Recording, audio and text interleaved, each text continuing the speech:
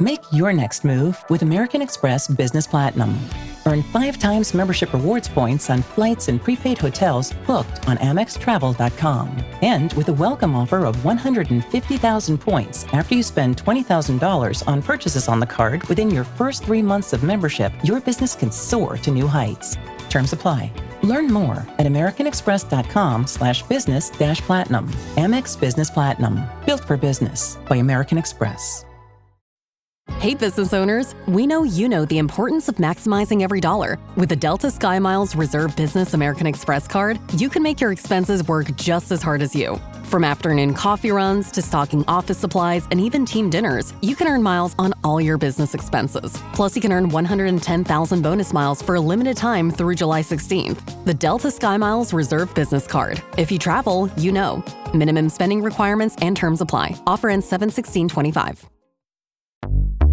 Unfiltered discussions, unexpected guests. No topic is off limits, from sex and relationships to the human condition, personal anxieties, and so much more.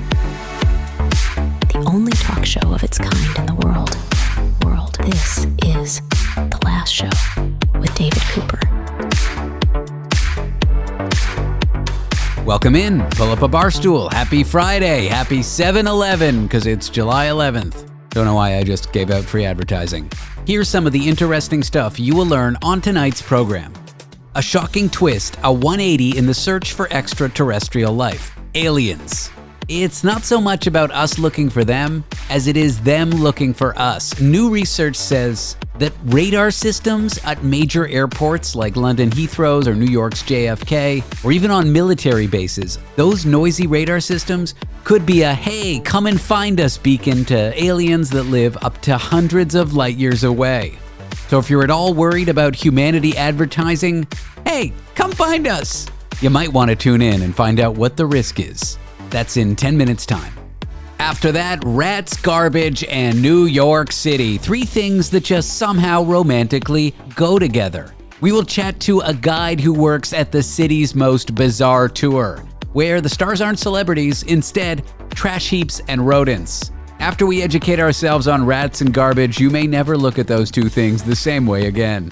That's just some of the great stuff you'll hear on tonight's program, but for now, let's dive in. Want to be part of The Last Show with David Cooper? Call us and join the conversation. 1-888-505-6644. And in idiotic criminals carrying a bag full of drugs inside of a bag labeled "definitely not a bag full of drugs" news, we have a story from Pleasant Prairie, Wisconsin, involving 2 idiotic criminals busted with a bag labeled "definitely not a bag full of drugs" full of drugs. We are joined by idiotic drug crime specialist Tony Five, foreign correspondent in London, England, reporting live from the scene in his apartment. Tony, welcome to the show. David, my brilliant plan failed for these 2 guys. They did contact me, I suggested it, and it went, in the words of English, up. I love that expression. We don't hear that here as much. You don't have that there? It went completely up, my friend. We say belly up, I believe. Oh no, we say up because we just don't care. I mean, it sounds like a cartoon, right? The police must have just been thinking, what on earth? And just to be clear, it was a printed bag. It was like a comically available printed bag. It wasn't they'd got on a Sharpie and just wrote on a packet of cocaine, "this is definitely not cocaine, this is sugar." The police published a photo of like a bunch of cash, a bunch of drugs, a gun, and then this bag, and it says "definitely not a bag," and then next to the words "full of," there's like 2 little stars, like it's a cutesy bag. Yeah. Definitely not a bag full of drugs. Did the criminals think that 2 negatives made a positive or something? Like, oh, I can't get in trouble for a crime if my bag admits to the crime. That's a legal defense. Isn't that called double jeopardy? Yeah, I believe it is. But I'm thinking they could have put, "this is a water pistol." They could have put, "this is Monopoly money." They could have put, "this is a butter knife" instead of the knife, and then the drugs, and then the police would have been fooled, my friend. The bag should have said it's only baking powder and a water pistol. Yes. And then put whatever you want in there. You can't get in trouble. I think so, David. And that's the law in Pleasantville, Oklahoma. Pleasant Prairie, Wisconsin. It's got a nice ring to it. Pleasant Prairie. I like it. It sounds like again, there are lots of things that we talk about, and in my imagination, I completely think of it. So we were speaking like the other day about like how your parents live, and I imagined you lived in the Home Alone house. Like now, Pleasantville Prairie, I imagine it's a long strip through the middle with wooden shops either side, and like a gunman walks in, and there's an undertaker, and there's a bar that when you walk in, it's all quiet. Is it like that? First of all, it's Pleasant Prairie, not Pleasant Hill Prairie. And yeah, no, it sounds like something out of what's that show with Superman, Pleasantville or whatever? A Smallville, my friend. Okay, Pleasantville was that movie where they were in black and white and then color came and infected the town. Yes, that's right, yeah. It does seem like that. And if you like obscure films from the 1990s, please tune in next week.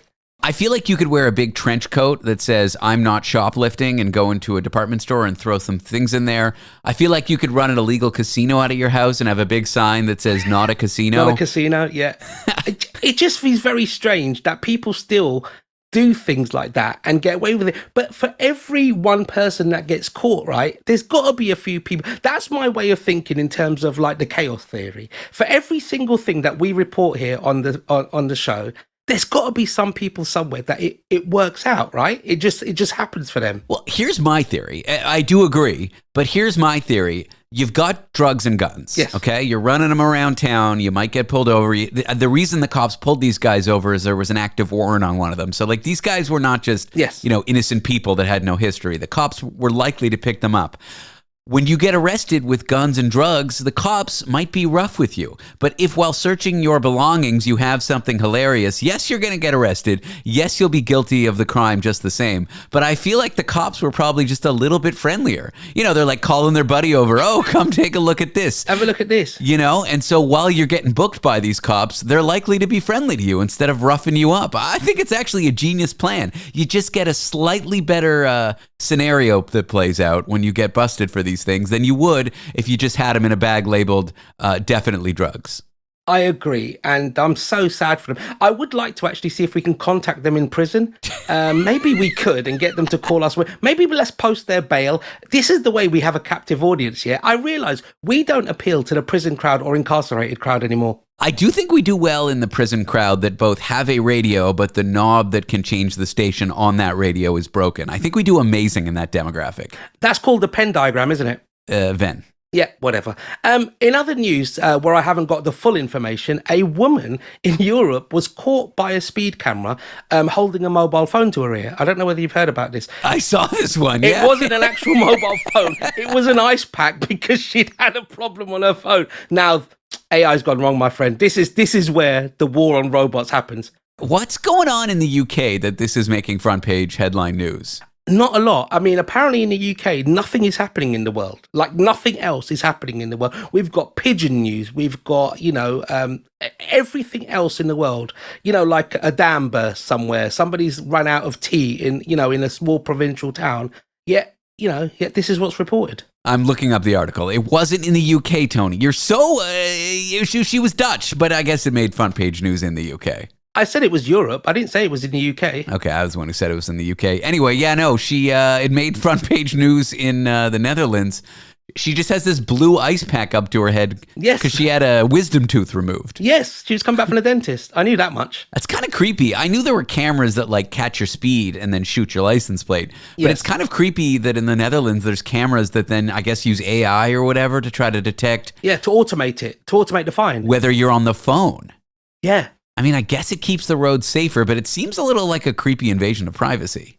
Well, I remember when I was growing up, but a famous soap star was caught giving pleasure to a male driver on the side of the road. Now, can you imagine AI now seeing that on the motorway? Now, I'm not saying I've done it, but I'm not saying I haven't done it, David. Like, for example, what would AI do about that? I don't know. Would it still publish the photographs? Would it tell all my friends? I hope so. Yeah, me too. I feel like I must have seen a case like 10 years ago where a guy, I think it was in Los Angeles, who got busted from a speeding camera. Yep. It takes a whole photo of the car Yep. with the license plate, and he was driving with the woman he was cheating on his wife with. And so he sued the city because when they mailed him a ticket, I think the car was in his wife's name, or for whatever reason, she saw the photo. And I don't know if he won or not. He tried to fight the system. I don't know if he won. Okay, we need to get him on the show because that is fantastic as well. If you're listening to us, producer Danny, can we get all of these people on the show? Tony, we're supposed to be reporting on Offbeat News, not doing brainstorming sessions for who should be on the show. However, doing both, why not? It's efficient, my friend. You know, and if nobody says I'm not efficient, and they don't. Tony Five, our foreign correspondent, he'll be rejoining the program later in the evening. Tony, what a pleasure it was having you. Always a pleasure. Don't believe everything you read. After the break, how radar systems at airports like Heathrow or JFK might be lighting up the galaxy, revealing Earth's location to any advanced aliens out there. We'll explore why some scientists say our accidental hello to the universe could lead to a brilliant discovery or a terrible mistake. Want to be part of the last show with David Cooper? Call us and join the conversation. 1-888-505-6644. Member Week is here at Lowe's. Don't miss your chance to get up to 40% off hundreds of items like paint, faucets, vanities, doors, and more. Shop our exclusive deals happening in-store and online now through July 18th. Not a member? Join My Lowe's Pro Rewards for free today and get ready to save more. Lowe's, we help, you save. Loyalty program subject to terms and conditions. Details at lowes.com/terms. Subject to change.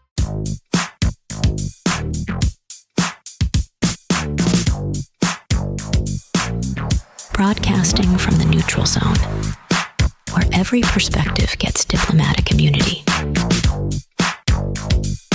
This is The Last Show with David Cooper.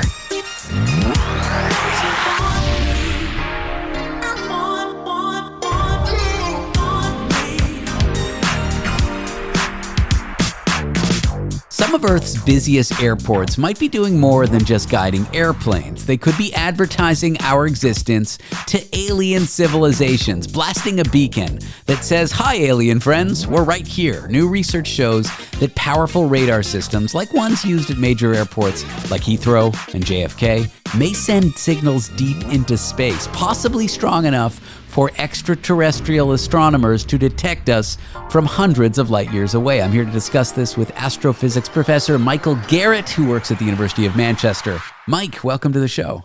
Yeah, thank you. I am a little concerned. Are these airports and military radar signals just blasting the fact that human civilization is right here in our solar system? And if so, how far do those signals reach? Well, certainly they're really powerful signals. And the question about how far they reach really depends on, what another alien civilization would actually have to receive those signals. So if they have telescopes that are really sensitive and really big, then they could be really quite far away. So they might be able to detect these signals, hundreds of light years away from us. And what makes these signals so unique in the sense that, like, there's background radiation in space. When you turn on your television set, you see the static. Are these radar signals in an area of kind of the electromagnetic spectrum that could be easily detected and separated out from background noise? Well, there would be a challenge to separate, these signals out from the background noise that's produced by the galaxy itself, but it's not impossible.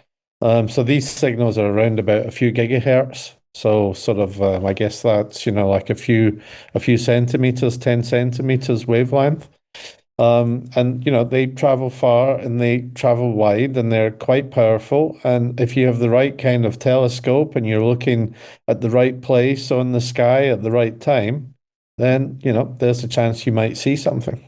Practically speaking, assuming there are aliens, and assuming they have good telescopes, assuming they care, assuming they're pointed at us, but roughly speaking, how many light years away would you be able to detect these signals until they would just be too faint? I mean, we think that, a sort of civilization, maybe just a bit more advanced than we are, say maybe a few decades, maybe 3 or 4 decades, sort of further advanced than we are, could quite possibly be able to detect these signals, maybe a few hundred light years away from our own planet. Let's talk about what is a few hundred light years away from our planet. The closest star to Earth is what, 3, 4, 5 light years away? Yeah. There are planets around it. How much is in that kind of radius or sphere that is a couple hundred light years away? That's a good question, but I mean, there are lots of stars in that kind of volume, 200 light year volume from the Earth. Lots of stars, most of them will have planets. So yeah, I mean, there's plenty of real estate within 200 light years of the Earth. That's not a problem. I'm guessing, but well, let's see. I don't know, 50,000 stars. Oh, wow. Probably more with planetary systems, something like that. And it seems like the more we look at every star, the more it seems like almost every star has a planet. Now, the question is, do they have planets that are Earth-like? Are Earth-like planets needed for an alien civilization? These are big open questions. But the fact remains, there are planets within that reach. Oh yeah, yeah, and as you say, I think in the in 1960s when people started to think about this, most people guessed that most stars would have planets, or maybe 10%. But now it really looks as though just about every star has a planetary system of some sort. Maybe not like our own, but I think we don't know where life arises, so I think any planetary system is probably interesting. Should we flip the script here and rather say, oh, this is a sign of aliens being able to detect us? We say, hey, if there are aliens out there, they might have airports, they might find radar useful. Should we be looking for signals like this? Well, we are looking for signals like this. Obviously, we've only really just scratched the surface, so we haven't observed every star within 200 light years, but we are looking for those signals. But actually, the kind of SETI research that people do at the moment is usually targeted towards very narrowband signals. So that's signals that only occupy a few frequency channels. That's partly because those are easy to sort of detect against the background. They're obviously artificial. But, most of the stuff we produce is actually broadband, so using many, many frequencies. So I think that's something we're actually not doing at the moment, or not doing very well. And maybe that's one of the things that this study tells us, is that not only are narrowband signals interesting, but probably a lot of stuff that other alien civilizations produce, it's almost certainly broadband in nature, just like our own radio transmissions are for radar, but also mobile phone systems nowadays. You want to watch video, so you need a lot of frequency channels to convey the information. So it's very much broadband systems rather than narrowband systems. Are you trying to convince in your work, or people like you trying to convince projects like SETI to look more in different spectrum and different bands to try to find aliens? Yeah, I mean, we are, and we're well connected. I'm well connected with the Breakthrough Project, of course, which has absolutely transformed the field, I think. SETI Institute is also beginning to get back into the SETI game. So all around the world, people, astronomers, astrophysicists are really getting interested in this field again. So I think people are also very open to different ideas, and this broadband emission, it's been around for a while. So I think we will be moving in that direction over the course of the next few years. I want to bring up a couple things. One's called the Fermi paradox, and it can be simply stated as, if there's all these planets out there, there's a high chance there's life on them. Why haven't we heard from the aliens yet? And then this other solution to this paradox called the dark forest hypothesis. And the idea is it's kind of dangerous to advertise that you're out there in the universe, because once a civilization gets big enough and smart enough to advertise their presence, other aliens will want to destroy them. And so the reason the universe is so quiet is because it kind of is dangerous to advertise for yourself. I'm not sure I believe in it, but are you concerned at all that these airports and these military radar systems are basically a beacon to neighbors saying, hey, we're here. If you think we're a threat, you're going to destroy us? Like that kind of thinking? Well, I don't know. I know I just unloaded a lot on you in like 30 seconds. Yeah, famous last words would be, oh, it's not a problem, and we have visitors tomorrow. So I'm not going to say, it's absolutely not a problem. I think we do need to think about the amount of it's almost kind of pollution in a sense, right? All these radio waves kind of going out there, they go into space. I don't think we've ever really thought about it very carefully. Maybe we should start thinking about it carefully because, the Earth really is a red hot potato. It really stands out probably compared to, typical planets in that it does have a lot of artificial radio emission coming from it. In the old days, even a few years ago, people said, we were becoming radio quiet because we were using optical fibers and all that kind of stuff. But actually, it's not true. We have radar systems. We have all the mobile systems. We have Wi-Fi systems. Radio emission from this planet is just increasing and increasing. And so, we're kind of obvious. If people with, a lot of good technology look in our direction, they'll probably detect us. We might want to think about whether that's a good thing and whether we need to have so many powerful emissions coming from the planet. Well, if we get discovered and detected by aliens, I don't know if it's a good thing, but I can certainly say it'll be a very cool thing. Mike, thanks so much for talking to me about this. I appreciate your time.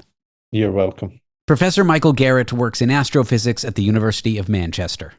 After the upcoming break, it's eerie, but why do we feel like we're being watched when we're alone and no one's there, in the dark? A creepy presence. In just a few moments, we look at a study that reveals how darkness, silence, and your own brain can conjure up ghostly presences with no haunted house required. Want to be part of the last show with David Cooper?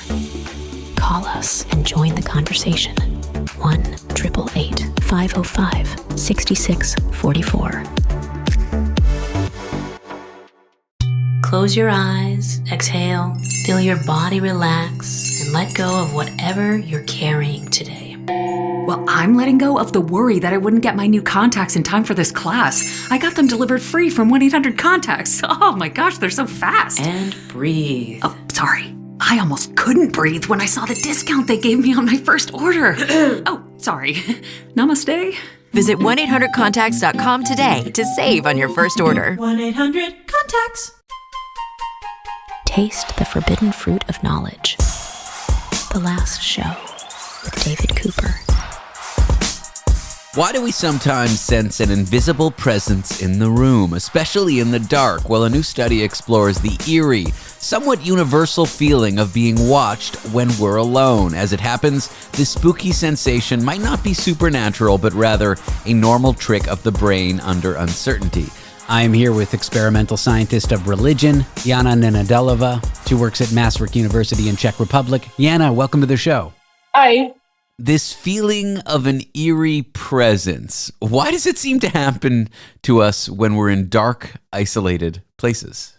It's probably a reaction to specifically these conditions that we don't properly see what's around us, we don't properly hear what's around, and we might feel a little uncertain about what is around and maybe about who else is around because it might be potentially dangerous. Interesting. And so how do you test this situation or the set of circumstances that might get a kind of supernatural feeling with participants?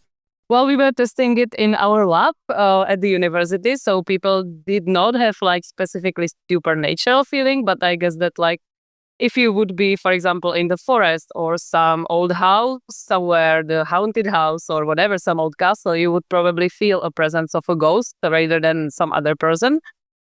And we were using sensory deprivation, which means that people were just sitting or half lying, half sitting in a chair with a mask on their eyes. So they were blindfolded and with earplugs, so they couldn't see, couldn't hear. And we just told them, okay, now we will be testing your reactions to the context of sensory deprivation. So we didn't tell them that we are specifically testing if they will have such a feeling. So what is interesting is that actually it arises just because of these conditions of being alone somewhere and in the dark. And what were some of the participants' reactions? Any surprising ones to you? Well, I think that at least for me, most surprising were these very complex reactions. For example, one participant, she was actually really scared after that or anxious, and she had this visual feeling basically that it started as a feeling that around the mask is actually light, as if somebody forgets to turn off the light. And then she saw in the mask as if it's a mirror or something like that behind her, that the door opened and that there was like dark standing being watching her and then just like pacing away. So she completely hallucinated.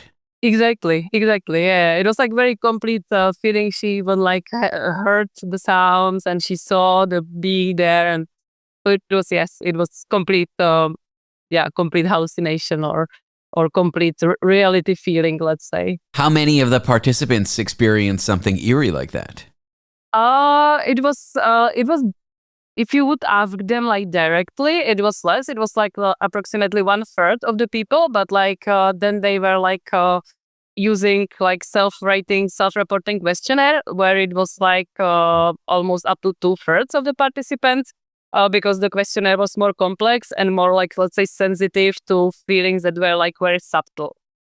So like when I was doing interviews with them, it was like less of them mentioned having this feeling, but still like 1/3, I would say it's pretty high. So I completely agree. It is quite high. Yeah. Why do people's brains seem to default to this "there's something there" feeling when it's confused, when the senses are deprived, or when it's in the dark?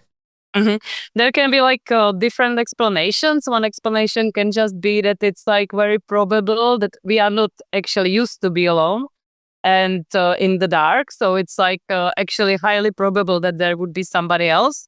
So like we just like expect the other being there. So that's why we somehow imagine the being there. But like another explanation can be more like evolutionary, let's say, that it's actually also a type of protection from like, for example, like predators or just like some, other people who would like to harm us in whatever way. So it's like better safe than sorry, basically.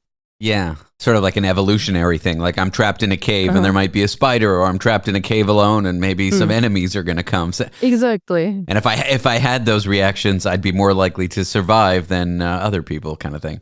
Yeah, exactly. Yeah. Were you shocked by such a high number of people? I mean, 1/3 of all people that are in this sensory deprivation situation having feelings like this, that seems very high to me. Did that number strike you? Yeah, definitely. And that's also why I was like interested if this is also happening, somewhere else. For example, like if we can find out how many people of a certain population would have these feelings, like not only in some context of experimental study, because that is a specific context, let's say, but like we actually did a study on Mauritius, which is this like tropical island in South Africa. I gotta stop you. Our foreign correspondent who comes on the show every day, Tony Five, his family's from Mauritius, so we know the island well. Wow. Okay. Cool. So there we did a questionnaire survey where we were asking people how often they have this feeling that there is like somebody else with them. It was not only on this like unpleasant feeling, scary ghosts. It was also about feelings of like good spirits, gods, etc. And so it was actually 24% of the people that we surveyed. So it was like 1/4 of the population, let's say, on Mauritius that is having these feelings.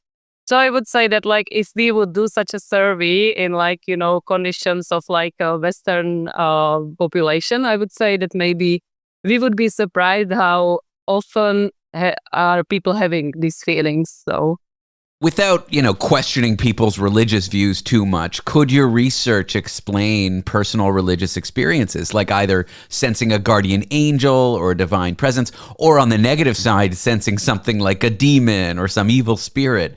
Could it be an explanation? I think it's like one way. It would be like too simple to explain because like religious experiences are very complex phenomena. Sure. I would say. And it's not only one type of a feeling or experience. It can be, very complex. And not all people who are having religious experiences are actually having feeling of contact with spiritual beings, for example. But definitely it can be one of the ways or one of the tools because I actually think that people are using such tools as, for example, sensory deprivation or psychedelics or whatever other tools we have to induce such feelings, to have such experiences. So it can be like one, let's say, little part of the more complex ways how we can, have religious experiences. So it's definitely part of it. All right, one part of a complex tapestry of religious experiences. I get it. Exactly. Do you have any interest or do you have any future interest in studying comforting presences rather than like alarming, dangerous ones? Can you speak to those at all? Yeah, definitely.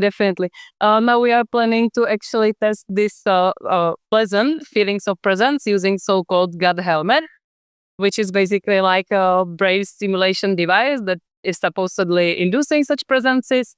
And we want to test the precise role of sensory deprivation and also of previous learning in practices that are aiming to have such a feelings. So we will be working with people who are from context of alternative spirituality, who are claiming to, for example, channel aliens or channel some like beings of light, whatever.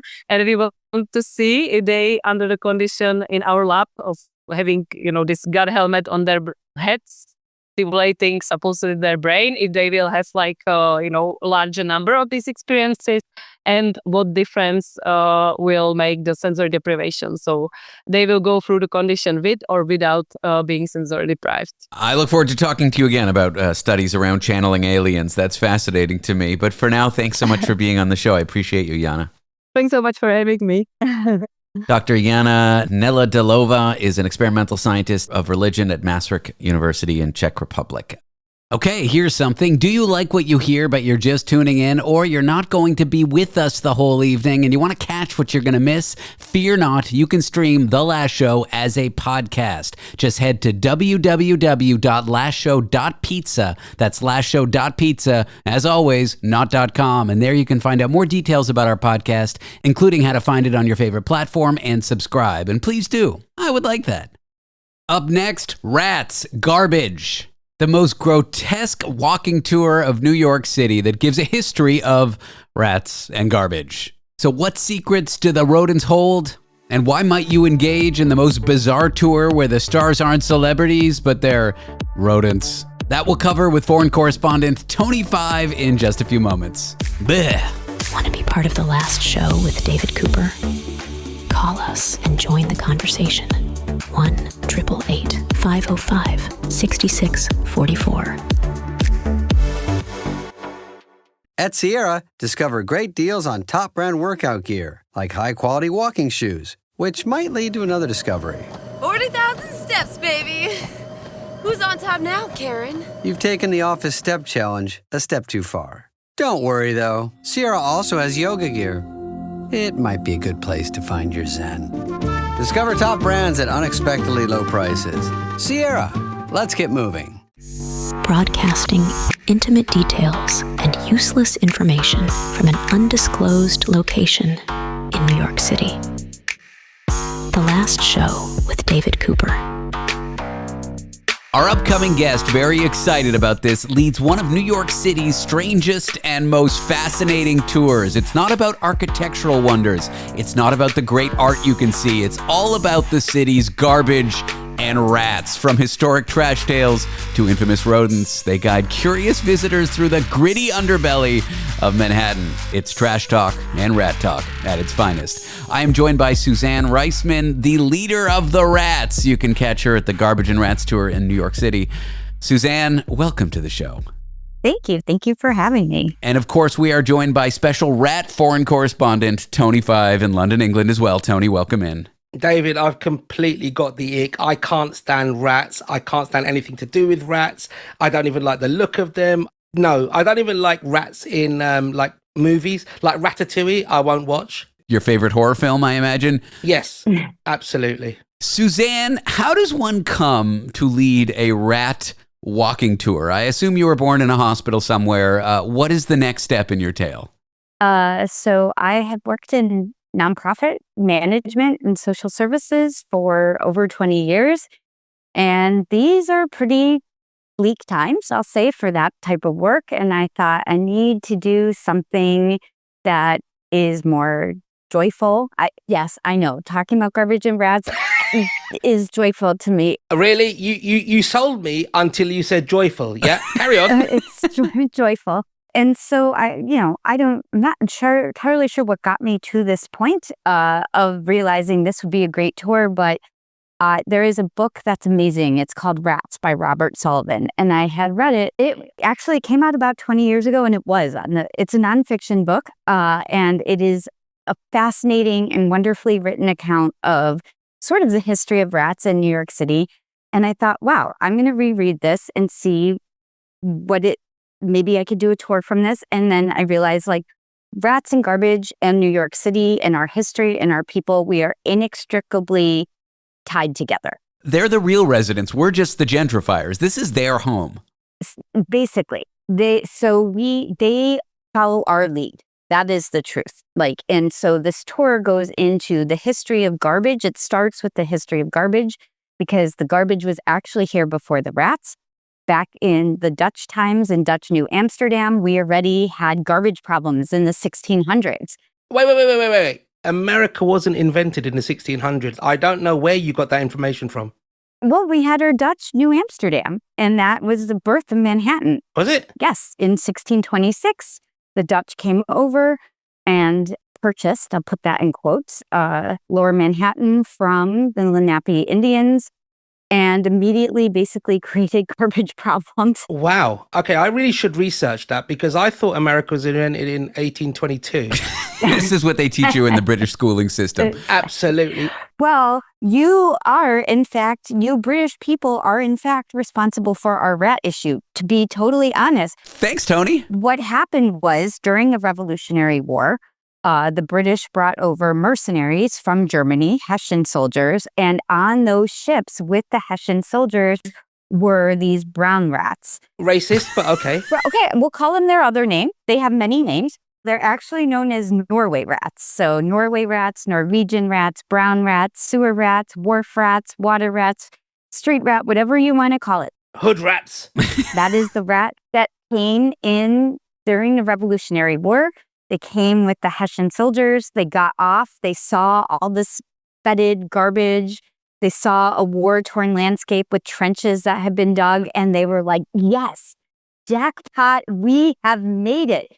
And they came in. They eradicated. We had a native rat. They basically outgrew that rat. That rat no longer exists. Can I just double check that they didn't speak though, did they? I do not have a record from that time. Okay, I'm just double checking that they didn't actually say that. So maybe they did. Okay. And they were pretty excited. They were pretty excited to get here. They grew fast. They overpopulated. The black rat disappeared. Nice. Any rat you see today will be this Norway rat, this brown rat in New York City. That's all we have. This big, horrifying, tough rat. They carry shanks and they have eye patches. These are like hardened city rats. These aren't like field rats that are soft. These are tough things. Yeah. If by shanks you mean diseases? Probably. Yeah, they carry diseases. So I visit David every year. And he's recently moved. Now, I don't like rats. Everywhere I go, especially on the subway and stuff, New Yorkers just don't care. It's like litter to them, right? So I freak out and I have to get the subway to David's. He's recently moved. What's David's new area? I know he paid like $1 billion for his flat. I'm assuming that there's no rats there because it's a gentrified area. They've got a Starbucks, apparently. There are like no areas of Manhattan that don't have rats, no matter what neighborhood you're in. Although I'm down by Canal Street, which I hear is particularly bad. It is pretty grim. Are you near Chinatown? Is that? I am near Chinatown. If you right. Yeah, that's one of our rattier areas. But I'm on the Upper West Side. Talk about gentrified. And we have rats like in front of my building trying to live in the trees. I mean, you're on the Upper West Side, so rats are paying well. They are paying well. Where do these rats live? Like, I know that they're mostly outdoors. They don't really go into people's apartments so much. That is true. Like, where are they colonizing? Is it the subway system? Is it inside the trash bags? Where are they? Their very, very favorite places to live are in green spaces, in parks, in the tree beds. So one of the things you have is trees planted in the sidewalks. Oh, God. They'll make their homes in the soil around the trees. They'll be Central Park, Riverside Park, all the parks is their favorite place. They burrow down. They dig a hole about 12 to 18 inches below ground. They dig a tunnel system. They put their nest in the center. And then they are very clever. They put several escape tunnels so that they can get out easily. So our tour is in Lower Manhattan because that's, again, where the story of garbage starts and the story of Manhattan starts. And we go through a park. It's John Delury Plaza. Breaks my heart. It is named for an amazing union leader who's unionized the sanitation workers and got them a lot of rights and recognition for the intensely hard work that they're doing. And his poor park is overrun by rats. It is just... The irony. I just want to say to Tony real fast, when you say New Yorkers ignore rats, we were watching these rats and people are just sitting in the park as rats are running all around. I will not do that. Do they have to sign like a rabies disclosure when they go on a thing with you? Well, rabies actually are not transmitted by rats. That is one fascinating fact. You can get something called leptospirosis from their pee. What about the plague? The plague is a real thing. You can get the plague from fleas, that if fleas are the carriers of the plague and they're living on the rats, you could get bacteria. If they're in the sewers and then they come, when they're in the sewers, they're rubbing around in all that disgusting microbe-infested environment. And then they'll come up and spread that around. Have they ever come up in a toilet and bitten someone on the backside? Well, funny you should mention that. I actually have a friend who his wife went to the bathroom at 2:00 in the morning. It's dark.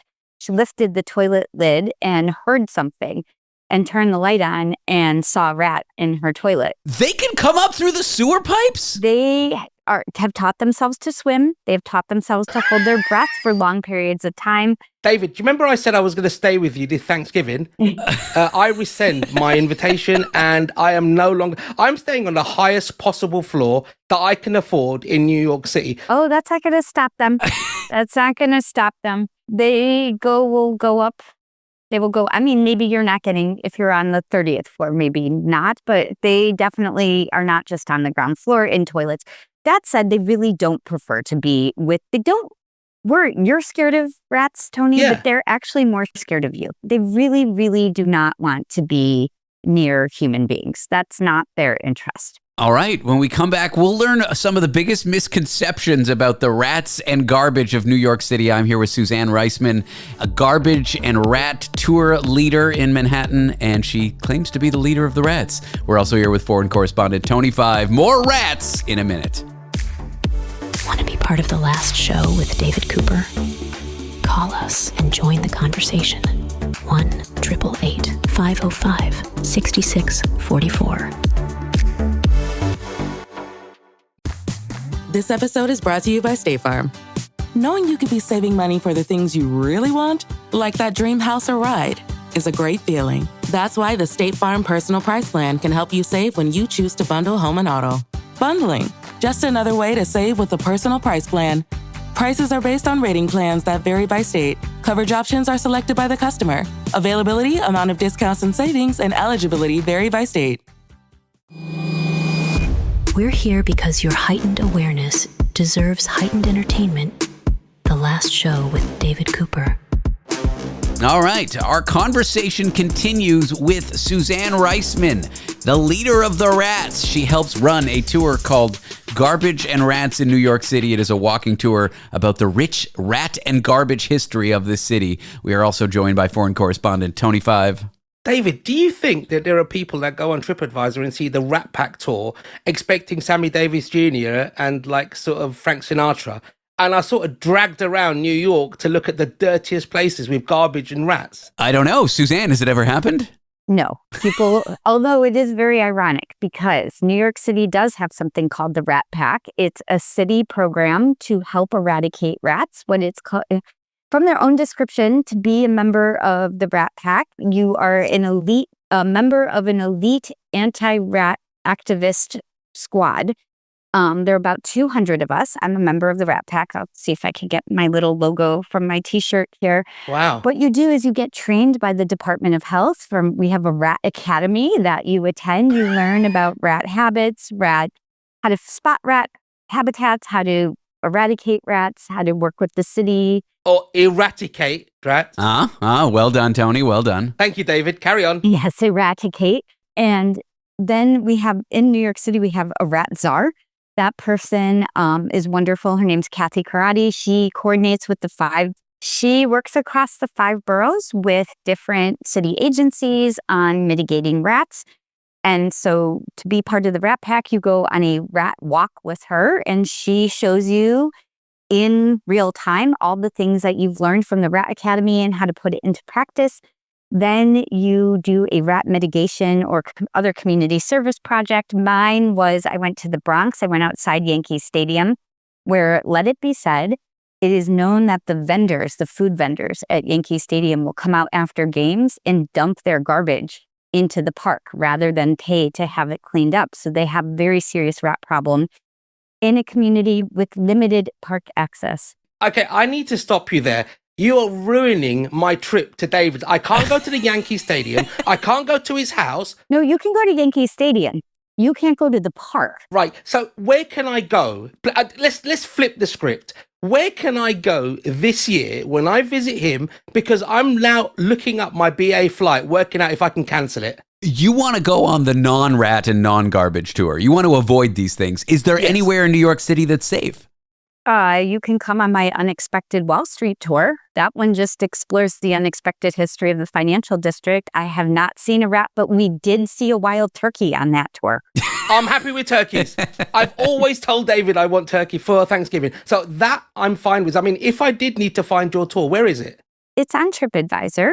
You can just type in garbage and rats in New York City and NYC, and you will be able to book a tour. I do it every day. Wow. And you've got demand for this. I mean, Suzanne will offer anybody who mentions Tony and David a 25 cents discount.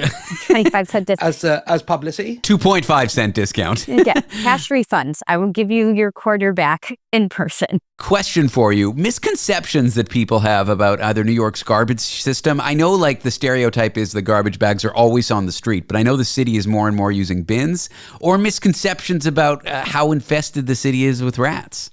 So there are rumors that there's one rat for every person in New York, but Tony, rest assured, that is not true.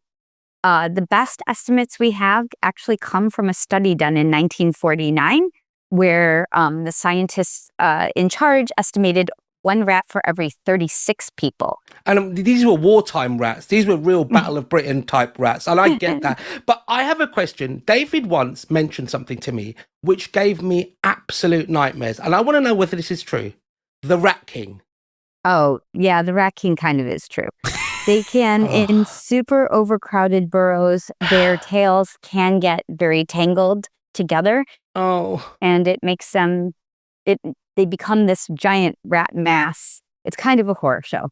Ironically, I don't actually talk about this on the tour because it's almost too gross. Go back to 2020 where a man in the Bronx was like walking around minding his own business, fell through the sidewalk into like an underground tunnel area. Maybe it was a sewer, who knows what, because the sidewalk wasn't patched properly or whatever. And then he fell and was repeatedly bitten by rats. Oh dear. Did this actually happen? I have not heard that. However, in 1979, there was the only recorded coordinated rat attack on a human being as they chased a woman down Ann Street. How close is that to your house, David? It's not close to his house. Okay, Suzanne, you are filling me with absolute dread. It only happened once. Think about it, though. It only happened once. It's not likely to happen again. So it was a very warm night in May 1979. She's walking to her car on Ann Street, and all of a sudden this pack of rats starts chasing her down the street. And she starts screaming, of course, as anybody would if you're being chased by a group of rats. A guy comes out from a restaurant, sees what's happening, takes off his jacket, starts flapping it to try to shoo the rats off. Instead, they start climbing up his coat. He drops his coat. Oh, my God. Calls 911. The woman jumps in her car. The rats start climbing on her car, and she just takes off. And they figure out, the long story short, they're not really sure. Again, rats really do not do this. They really, really don't really know to this day what prompted the attack, but there was a vacant lot, and there had been a vacant lot in the area and a tugboat strike. The tugboat strike meant we couldn't pull our garbage on the barges to our one and only landfill in New York City. And therefore, the garbage was piling up on the street, and it just created this nightmare scenario where this attack happened. And what, she was married to the captain or something? Why her? The way you said it, it was like it was personal. She was just a victim of circumstance. Wrong place, wrong time. Wrong place, wrong time. I don't know. Oh, wrong place or rat time. Yeah. Weirdest thing you've seen having to do with rats or garbage on your tour? So usually rats, they're very nocturnal. They don't like to come out during the day. That's not their preference. You know you have a really serious rat problem if you see rats out in the day. So I did a tour and we were walking through John Delury Plaza. It was a Saturday afternoon around 2:00. Someone was feeding the pigeons, which you should not do because when you feed pigeons, you feed rats. And literally in the middle of the pedestrian walkway, the pigeons were eating the food at the same time as rats. They were all just gathered in a little clump. Buffet. Yes. You know, it's kind of nice in a way because you're like, see, rats and pigeons can live side by side and eat in harmony. No, that's not what Stevie Wonder sung about. Maybe we can learn from the rats, but it was very unusual. And usually also in the day, it's the little ones, the weakest ones who are forced to come out. But there was this giant rat. I named him Franklin Sr. because there's a famous book, Ben and Me, about Ben Franklin and a rat. And Franklin Sr. seems to be pretty happy out eating with the pigeons and some little rats. And of course, the person feeding them is just throwing the food down. How big is big? For you to say that, how big is big? He was probably a 2-pounder, he or she. Okay, we use metric here. What is that? A kilo. A kilo. Yeah, probably a kilogram. A kilo? Yeah. Why are you so nonchalant talking about a kilo rat? Because I was not standing near it. What was the other thing you saw? There was an extraordinarily inebriated older woman who came out and interrupted the tour and asked if I was an exterminator. And I was like, no, I'm a tour guide.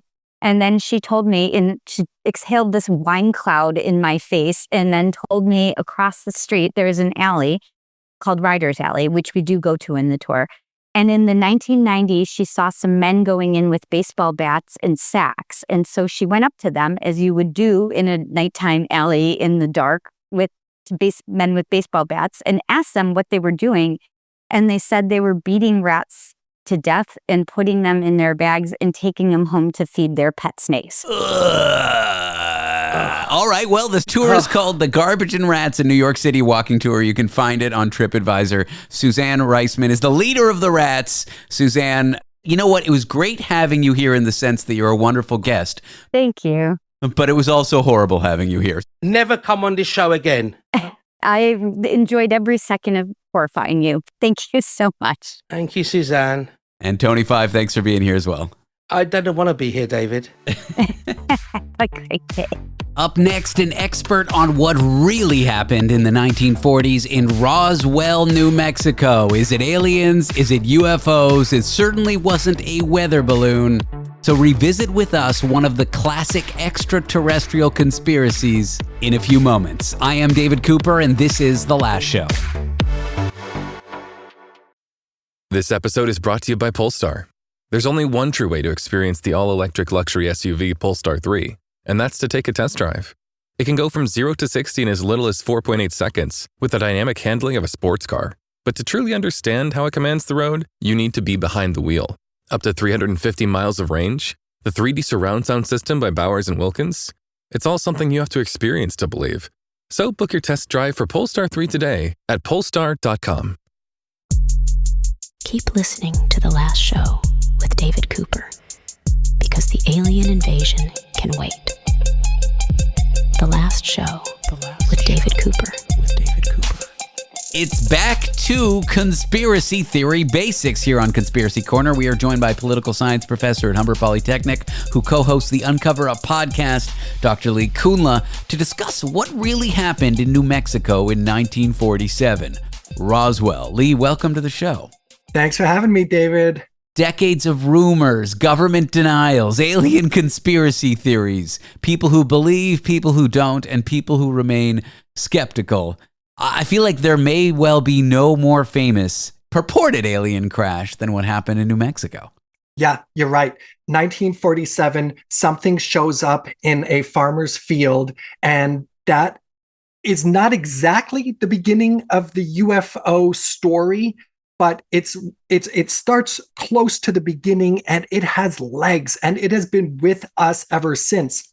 Season 1, episode 1, scene 1 of the X-Files, right? The iconic 1990s conspiracy show. What happens? A giant UFO crash lands in the desert of New Mexico, in Roswell. And inside are aliens. One of them is potentially still alive, kind of puts its hand on what I guess is like a portal. And then Fox Mulder, the David Duchovny character, says, "Are we alone or are we being lied to?"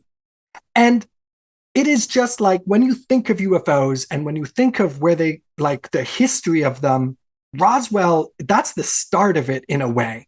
And then it turns into like nonfiction when David Grush gives his testimony back, what was it, in the summer of 2023, I'm already losing track, where this government insider comes out and, just like the Fox Mulder character, he's like, I know that we have UFOs. They've crash landed. We have retrieved the bodies. We have retrieved the tech. We're reverse engineering it.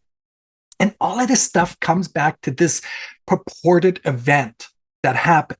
So it happens in 1947. And, can we really reconstruct what went down then? And the answer is yes. And what happened, I think, is really illuminates how these stories get going. And I don't know, like, look, I stake my reputation every day on the fact that the best way to know about what's going on in the world is to look at history. Sure. And so I'm always like, go back, figure it out. Those that learn from history are doomed to watch everyone around them repeat it. Yes, exactly. So amazingly, the Air Force did these 2 amazing reports in the 1990s where this is like the work of top-notch scholarship. And they talked to everybody. They talked to everybody who had handled the material. They talked to every living witness that was still alive.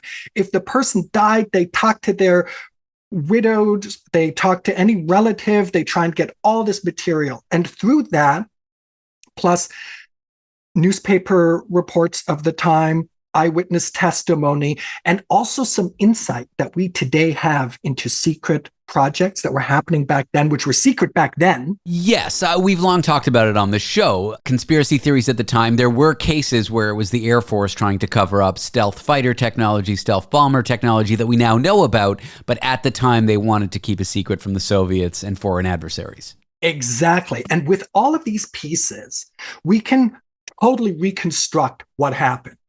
Now, what's super interesting is that something did happen. Like, it wasn't just made up out of nowhere. Was it a weather balloon? I think that's what the government famously said at the time. Oh, it's a weather balloon. Right? Exactly. And it is such a purported cover-up that anytime I today hear weather balloon, I immediately become suspicious. Even like if it's a weather reporter talking about it, I'm like, really? I'm not sure. So, not that I ever would, but if I ever get caught cheating on my girlfriend Miranda, I should just say it was a weather balloon? Right, exactly, which would make her more suspicious. Oh. So go try something else. So given the declassified documents now, the investigations, the excellent interviews done in the 90s, what do we think? What's the most compelling argument for what happened in Roswell in the 40s? Okay, so two things.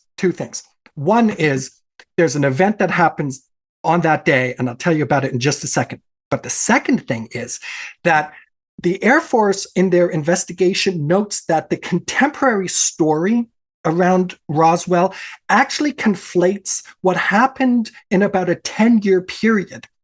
So there was actually a lot of real events that took place in and around New Mexico in the late 40s into the late 50s that all contribute to the Roswell story that we know today, but we imagine it having all happened at that kind of 2-3 day period. Interesting. Okay, so the first thing is what actually happens in June/July 1947, Roswell, New Mexico. Well, something crash lands, and the farmer, W. Brazel, he's checking, I don't know, crops, water, something. He's driving around the ranch and he finds this stuff. Now, this is just after, like a few weeks after, the very concept of a flying disc or a flying saucer first exploded in the news. And nobody really knew what that was. Kenneth Arnold had seen something and it got reported.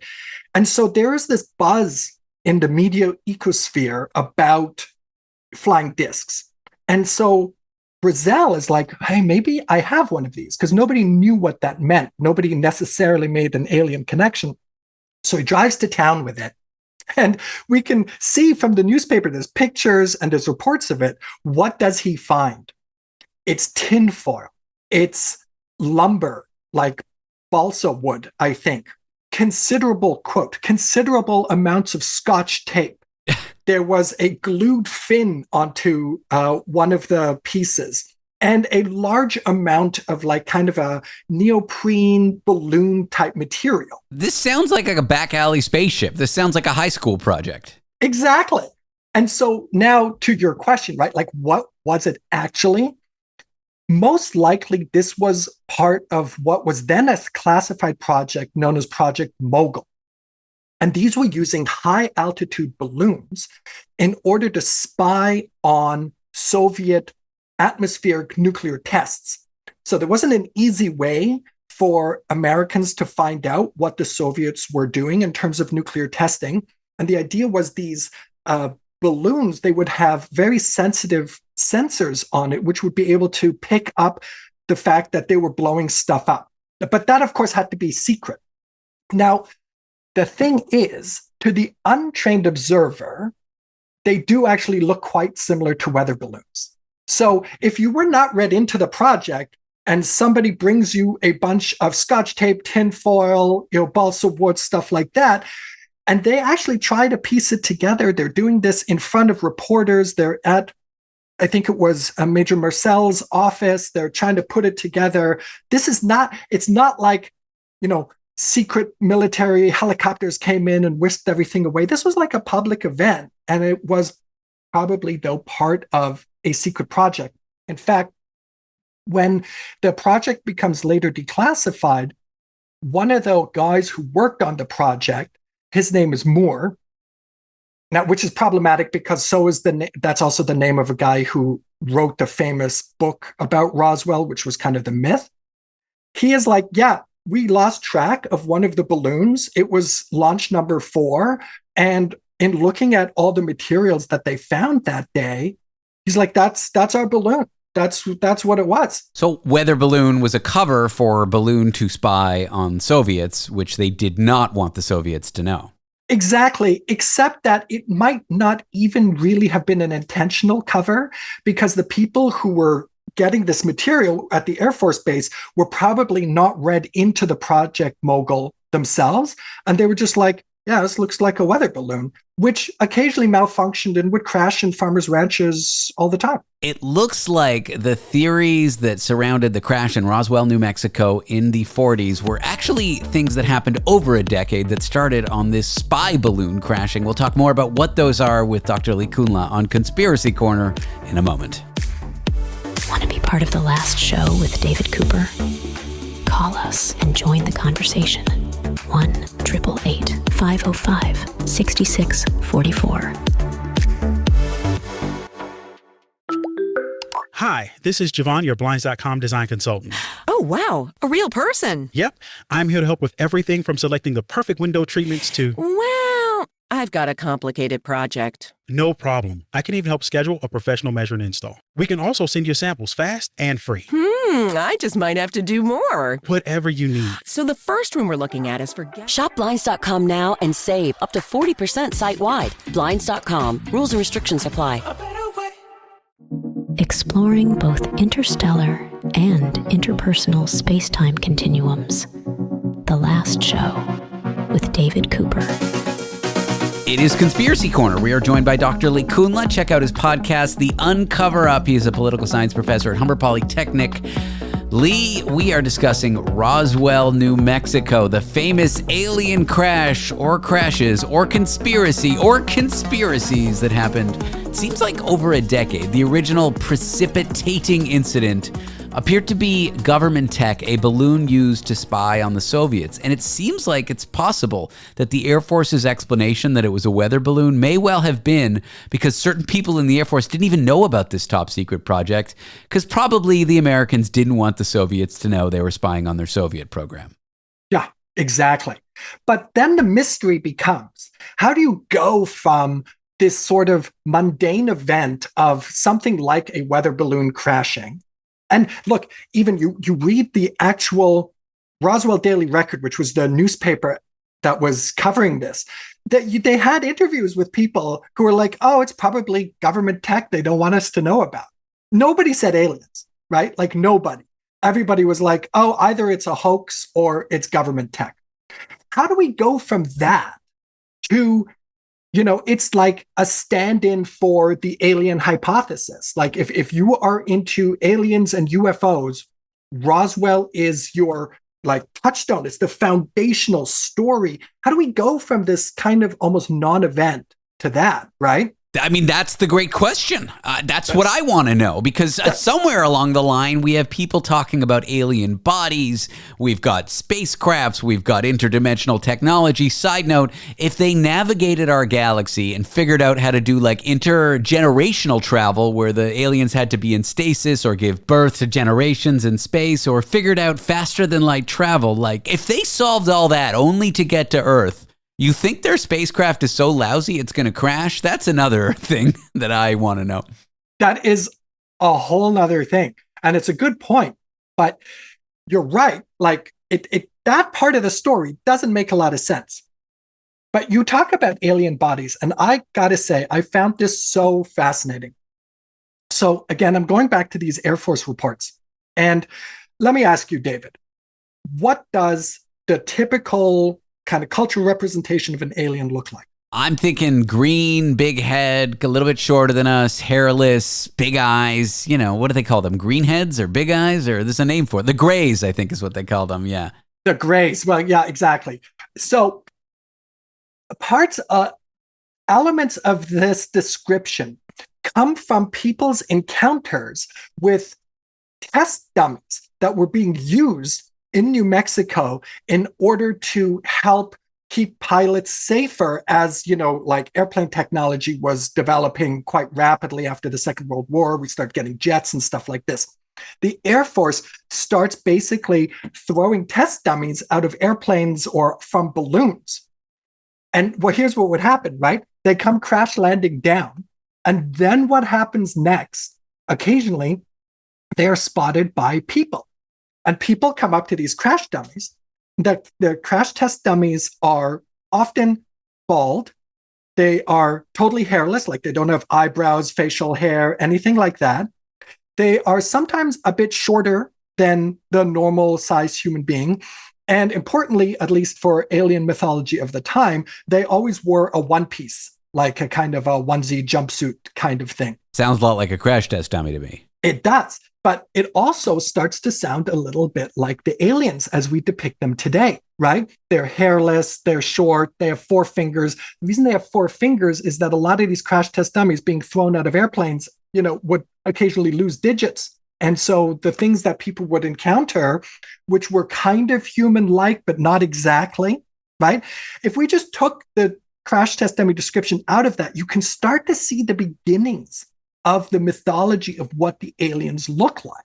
And again, to the Air Force report's idea is that this all becomes condensed, like these 10 years of sightings, of finding strange things in the desert, become all condensed into the quote unquote Roswell incident.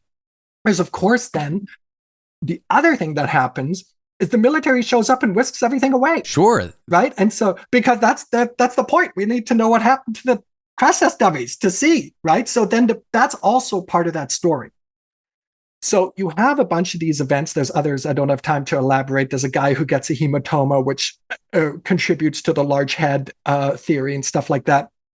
But I also wanted to talk about, there was a scam that happened a few years later called Crash at Aztec. This was just like scammers who knew it was nonsense and who pretended that they had found alien tech.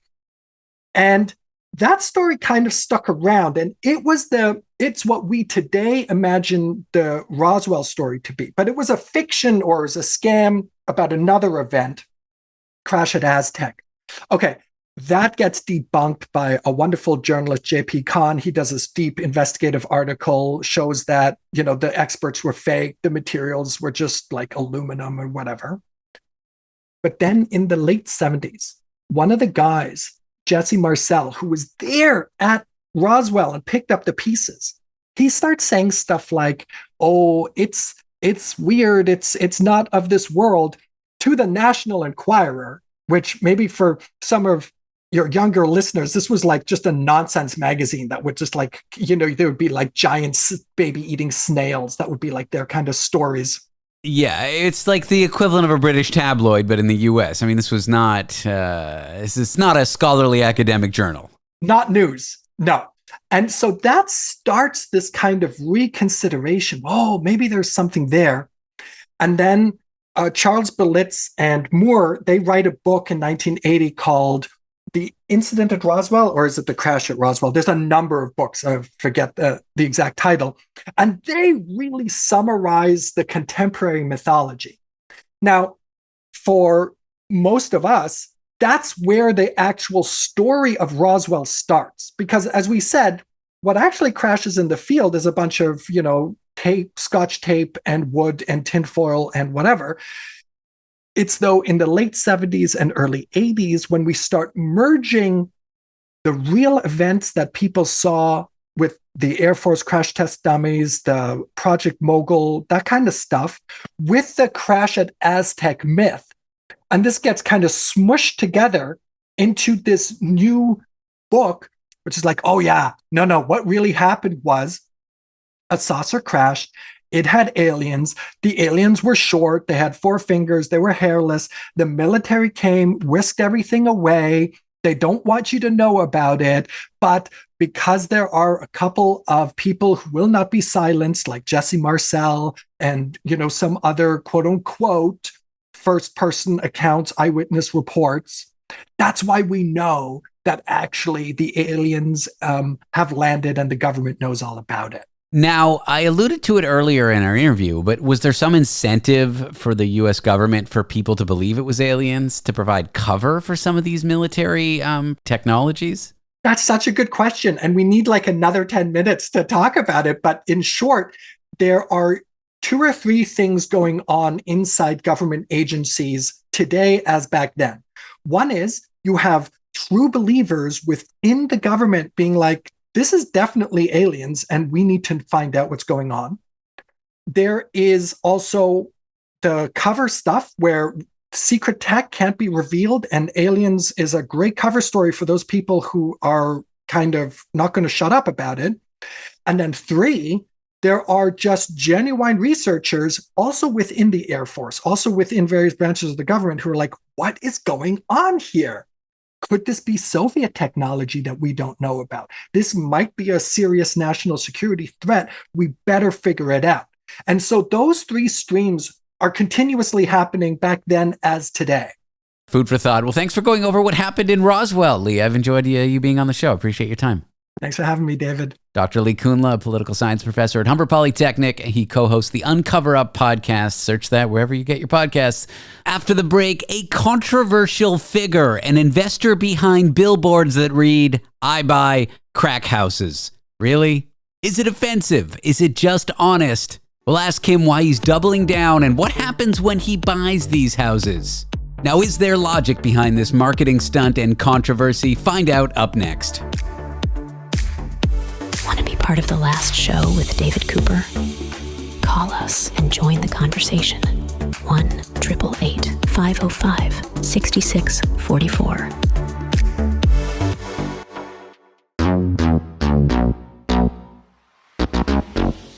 Where intellectual honesty gets witness protection from social prosecution. The Last Show with David Cooper.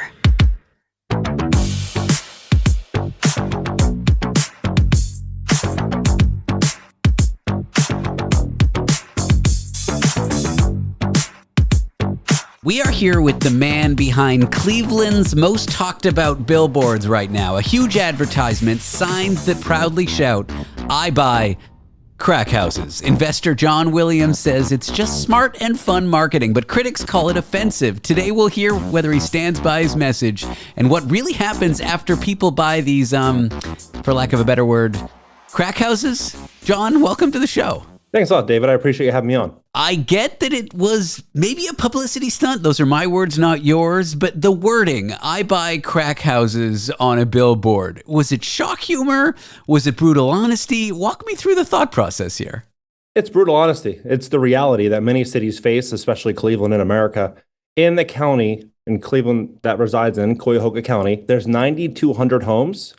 Almost 3,000 of them are vacant, boarded up, and a large chunk of them dilapidated, and they're used for illegal and illicit activities.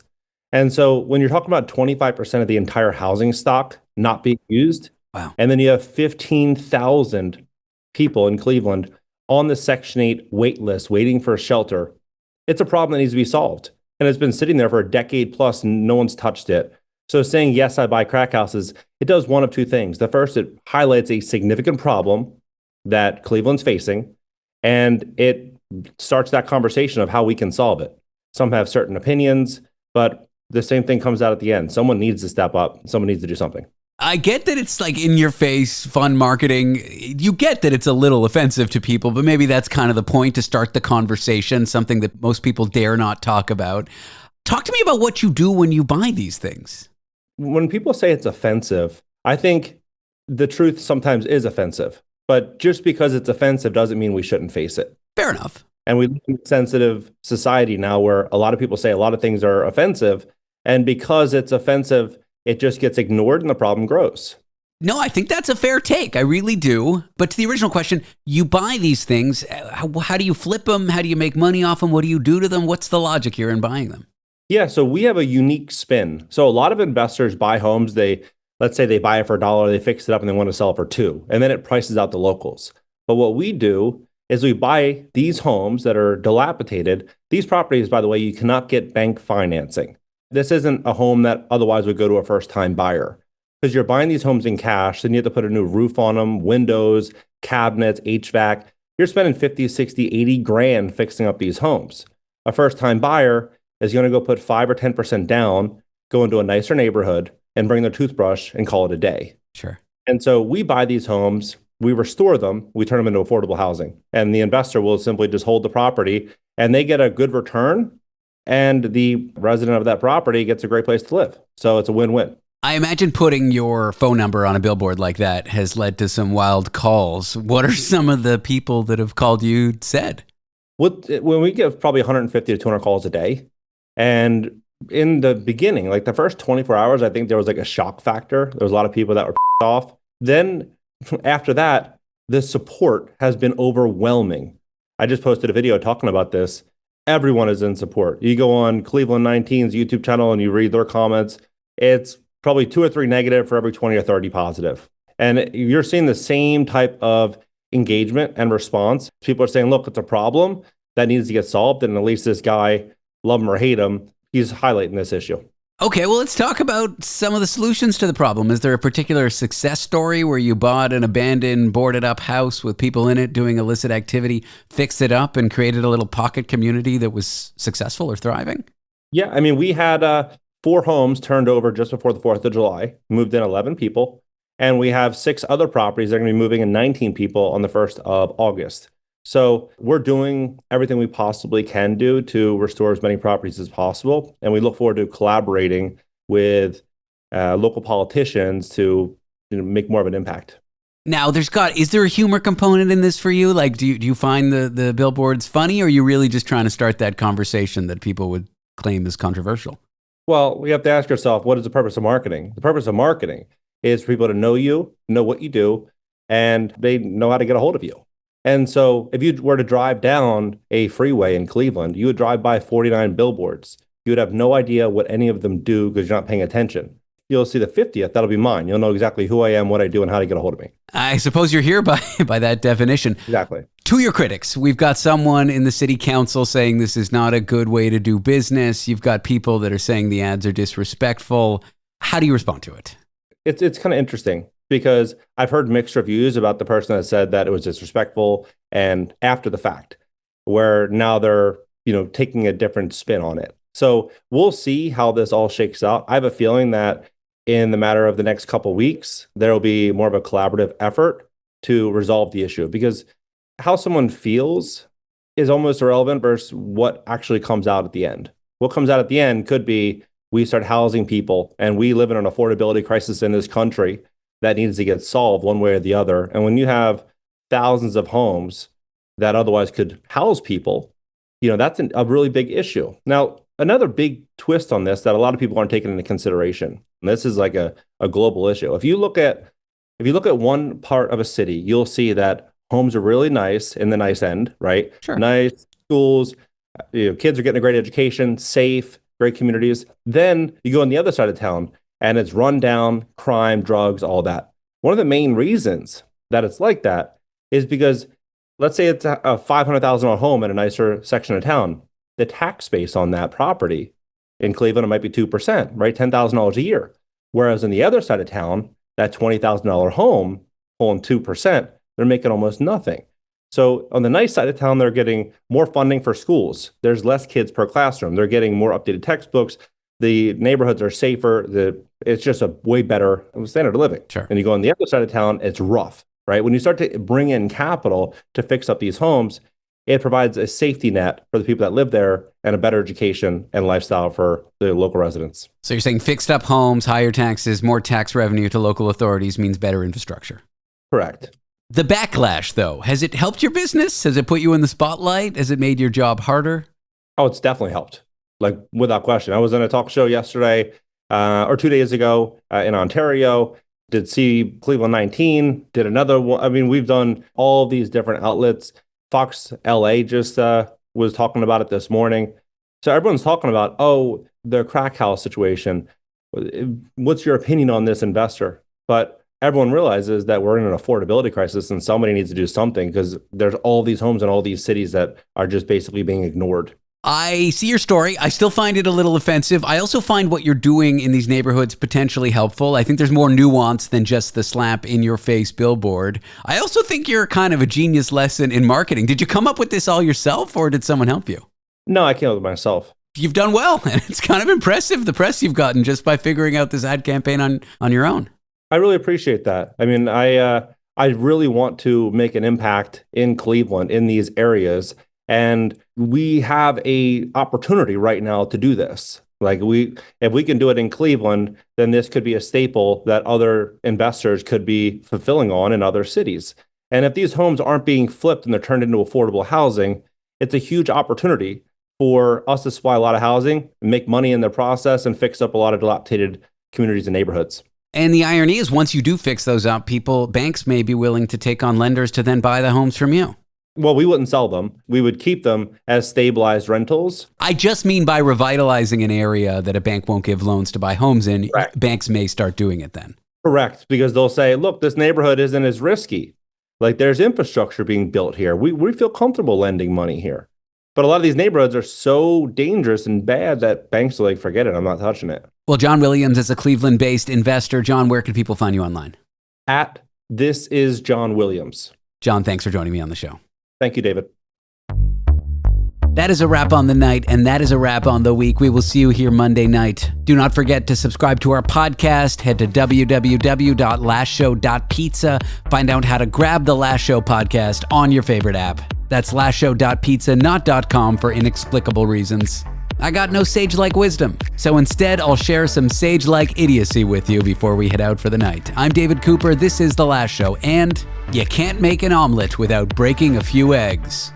How else would you make an omelet?